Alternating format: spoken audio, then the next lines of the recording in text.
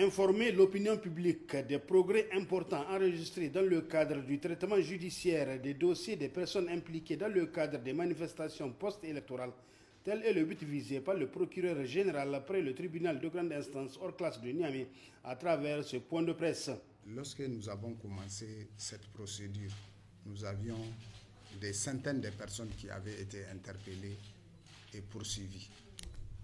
Les chefs d'inculpation étaient notamment l'incendie volontaire des lieux servant d'habitation, les dégradations volontaires des édifices publics, les violences et voies de fait, les coups et blessures volontaires, etc.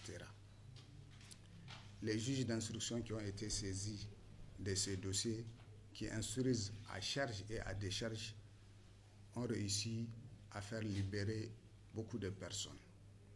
Rien qu'hier, plusieurs personnes ont été libérées par le juge du 5e cabinet d'instruction. Aujourd'hui, nous sommes à un total de personnes qui restent en détention qui tournent autour de 30 personnes. Chebou Moussa a également fait remarquer que dans les poursuites judiciaires, il y a d'abord celles pour des faits de nature délictuelle. Pour les faits de nature délictuelle, c'est des procédures qui ne sont pas très compliquées. C'est d'ailleurs la raison pour laquelle les juges ont réussi à faire avancer les procédures. Les dossiers ont commencé à être jugés la semaine dernière et cette semaine qui vient de s'écouler, nous avons réussi à juger 2 dossiers des personnes impliquées dans le cadre de ces manifestations post-électorales. Ce qui a fait qu'on a mis relativement des mois avant de procéder à ce jugement, c'est que d'un point de vue technique lié à la conduite des investigations, nous avons été confrontés au problème du nombre important des victimes dans les différents dossiers.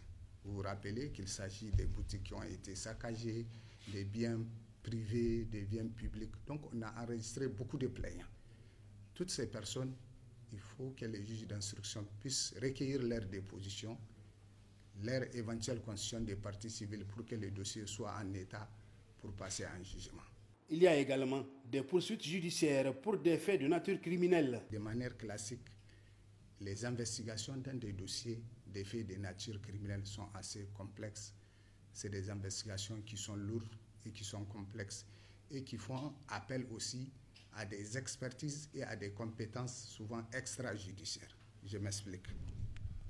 En matière d'investigation pour des faits criminels, en plus des actes classiques qui sont effectués, les interrogatoires, les dépositions, la loi fait obligation aux magistrats instructeurs de procéder à une enquête de moralité, de procéder aussi à ce qu'on appelle une expertise psychiatrique et d'autres actes d'expertise. C'est des actes qui sont lourds, c'est des actes qui requièrent aussi l'appel à des compétences que le tribunal n'a pas forcément. Il y a des commissions rogatoires qui ont été lancées par des juges. Il faut absolument qu'on attende les retours pour essayer de poursuivre les traitements judiciaires des dossiers. Puis, là également, le nombre important de personnes victimes se pose. Au total, quand j'ai essayé de faire les calculs, je me suis retrouvé avec plus de 400 personnes qui ont été déclarées victimes et qui devraient obligatoirement être auditionnées pour que le dossier soit en état pour son jugement. Donc, vous vous rendez compte qu'en vérité, c'est des procédures qui sont longues, qui sont lourdes et qui sont complexes. Néanmoins, le traitement avance bien.